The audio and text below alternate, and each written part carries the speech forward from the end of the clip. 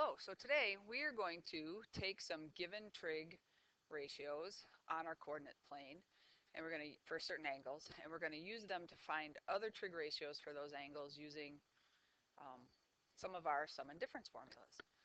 So we're going to start with these two. We know something about sine of alpha, that it is in quadrant 2. So I'm going to draw a triangle in quadrant 2, and our angle is always that angle in the corner. And I know that sine of alpha is 12 over 13. So that tells me two sides of my triangle. It tells me the opposite side is 12 and the hypotenuse is 13. Given what I know about right triangles and about the coordinate system and my Pythagorean triples, I know that that third side is negative 5 because I know my triples. If you didn't, you could do 13 squared minus 12 squared is that missing x coordinate squared, and that should also lead you to 5 for x, but since I know I'm in quadrant 2, that x coordinate will be negative, and I'll have a negative 5 right there. I can similarly do something for beta is in quadrant 1. So my triangle is now over here, and again beta is that angle down in the corner. And I know that sine of beta is 3/5. So the opposite side is 3, the hypotenuse is 5. And again, I can do 25 squared minus 9 squared, but I also know this is a 3, 4, 5 right triangle. So now I have a picture for alpha and a triangle picture for beta, and I can proceed to find other trig ratios. So if I use my picture for alpha to find cosine of alpha, that's going to be the adjacent side over the hypotenuse, and I get negative 5 over 13. If I want cosine of beta, I'm going to this picture right here, and again I have adjacent side over hypotenuse, and I get 4/5. Now if we look at the two on the bottom, it's going to get a little bit trickier. And again, alpha and beta are my angles, and then those fractions are the ratios that are the sine and cosine values for that angle.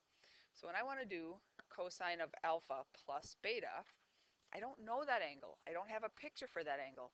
And I know from what we've done so far that I can't just take the cosine of alpha and add it to the cosine of beta. That's not how it works. But if we use our identity sheet, and I look at, this one looks like identity number 10, I know that cosine alpha plus beta is the same as cosine alpha cosine beta minus sine alpha sine of beta. And now I can use my pictures to figure out those 4 separate ratios. I need cosine alpha, so I go to the alpha picture. That is negative 5/13. I'm going to multiply that by cosine of beta, which is 4/5. I'm going to subtract sine of alpha, which was 12/13, and sine of beta, which was 3/5. Luckily, I have common denominators. If I do my multiplying, I need 13 times 5, which I believe is 65. And this is going to give me negative 20 and minus 36. And I get one final ratio of negative 56 over 65, which is what cosine of alpha plus beta will be. Why don't you pause the video and see if you can do something similar for sine of alpha plus beta.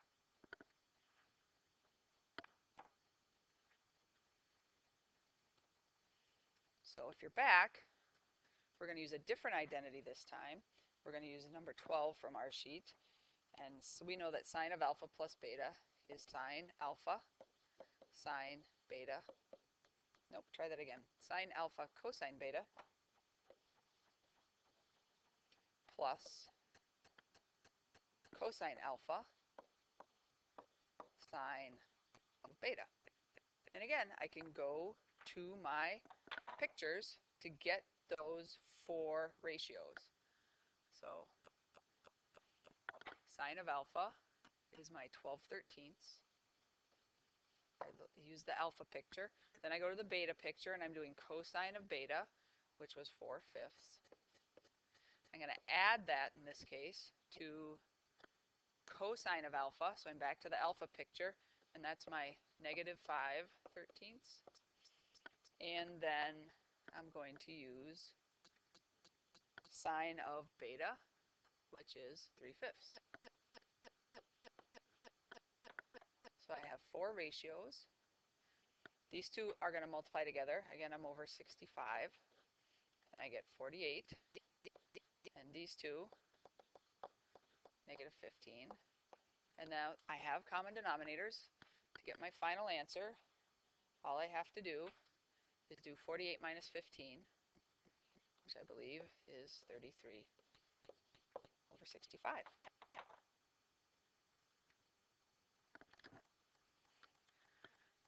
Okay, for that last question, I actually gave you the quadrant.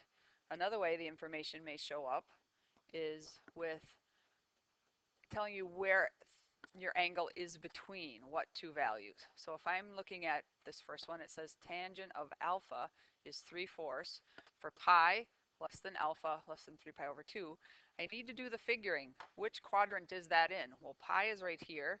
3 pi over 2 is right there, which means my angle ends right down there.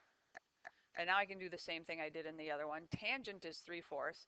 I do want to be careful as I put in, if I put in opposite and adjacent, 3 and 4 there give me the correct ratio, but I know from where I am on my coordinate system that actually they are both negative.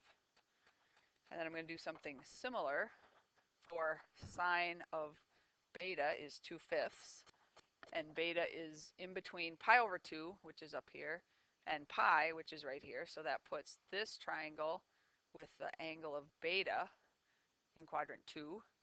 And again, I have the opposite side of 2 and a hypotenuse of 5. Now in each case, one of my first steps is to figure out the missing side. For the alpha angle, again, I see 3, 4, 5 right triangle, and as a quick check, -3 squared is 9, 4 squared is 16, add them up I get 25, square root is 5.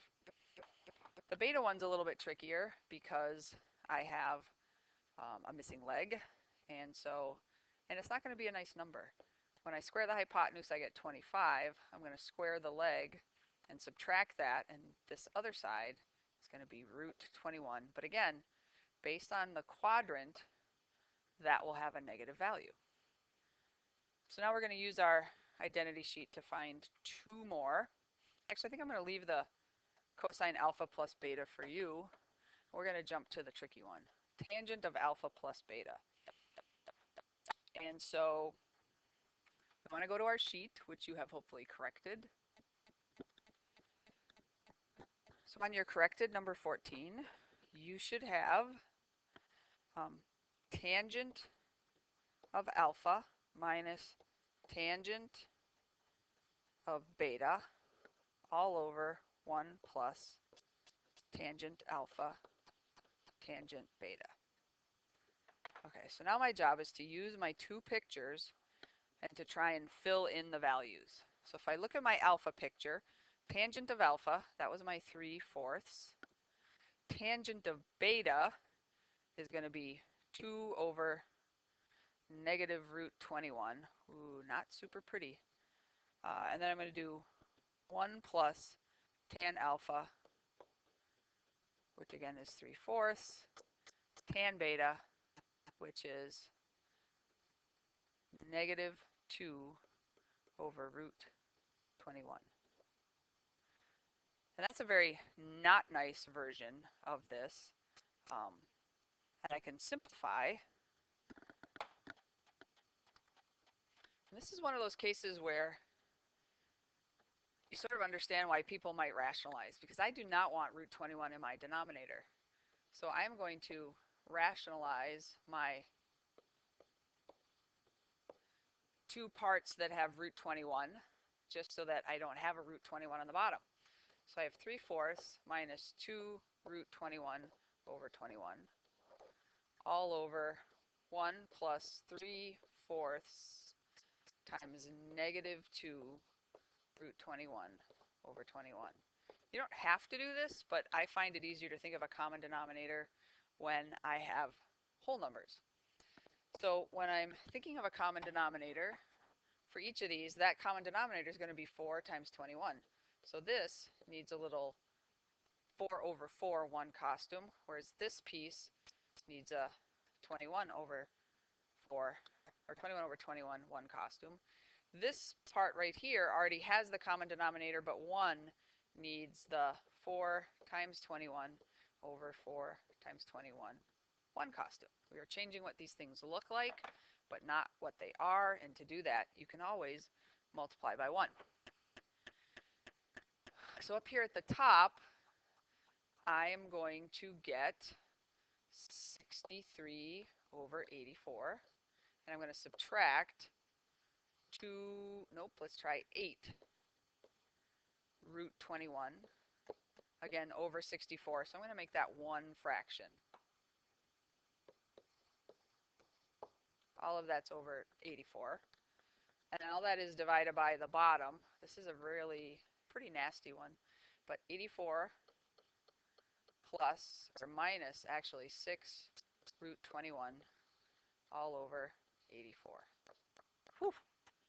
Some serious figuring here. Again, fractions and fractions, not a fan of that.